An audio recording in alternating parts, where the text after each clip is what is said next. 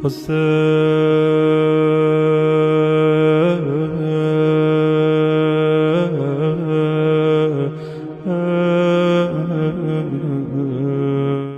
day an individual was told that a group of men, instead of worshipping Allah subhanahu wa ta'ala, they've started to worship a tree. That rumors have been spread that this is a special tree, and that if anybody bows down to this tree and if anybody asks for his requests from this tree, instead of Allah subhanahu wa ta'ala, the tree guides you, helps you, gives you what you want. This happened with previous prophets as well throughout history. You'll notice that when Nabi Musa alayhi salam left to speak to Allah subhanahu wa ta'ala on the mountain, he left his brother Harun alayhi salam in charge. And as Harun was telling the people to worship Allah subhanahu wa ta'ala, people began spreading a rumor that there is this golden calf, a golden cow. And if you worship this cow, Allah will give you, not Allah, but if you worship this cow, all your desires will be fulfilled. So when Musa alayhi salam was only going for 30 days, Allah then said to him, Ya Musa, instead of 30, I want you to extend your stay here for 10 more days. 40 days you're going to stay here with me. After 40 days, when Musa returns, what does he see? He sees that his entire nation of Bani Israel, instead of worshipping Allah subhanahu wa ta'ala, were now bowing down to a golden calf. Just like this, a rumor was spread, there's a magic tree.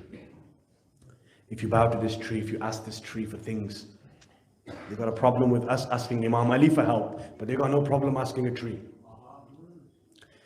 There was an old man, a pious man, a religious man. This man was told, look, the people are worshipping a tree. We have to stop this. What should we do? So he says, there's only one solution. Give me an axe and I will go chop down that tree. He leaves his house with the axe in his hand with the intention of cutting this tree to stop people committing shirk. As he's going towards this tree, Shaitan, the devil, Iblis, comes to this man in the form of a human being and says to him, where are you going? He says, I'm going to go cut down this tree. He says, don't cut this tree, just leave it where it is. He says, no, I'm going to cut this tree. They enter into a wrestling match. This old guy and Shaitan, in the form of a young man, they begin fighting.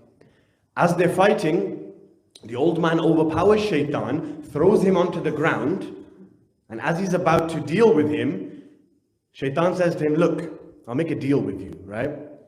I promise you, for as long as you leave this tree, I will give you 2 dirhams, 2 gold coins, every day. Every morning when you wake up, under your pillow there will be 2 gold coins.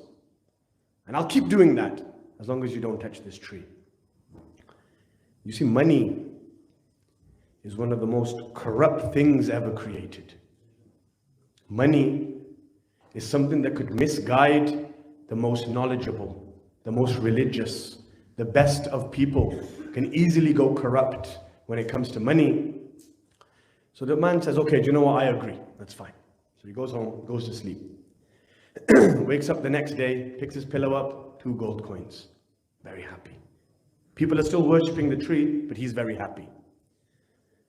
The next day he wakes up, 2 more gold coins. Starts collecting the money, putting them in his bag. The 3rd day when he wakes up, there's no gold coins. So all of a sudden he thinks, what's this? Okay, I'm going to go cut down this tree again.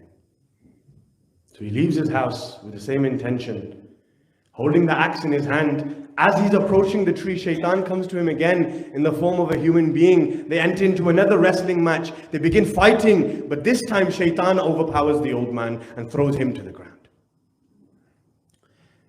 As he throws him to the ground, the old man says, I just have a quick question. He says, what's that? He said, a few days ago when we entered into this wrestling match, I overpowered you. A few days later now we're entering into this match again, but you've overpowered me. What's changed in between? It's only 3 days. What's happened?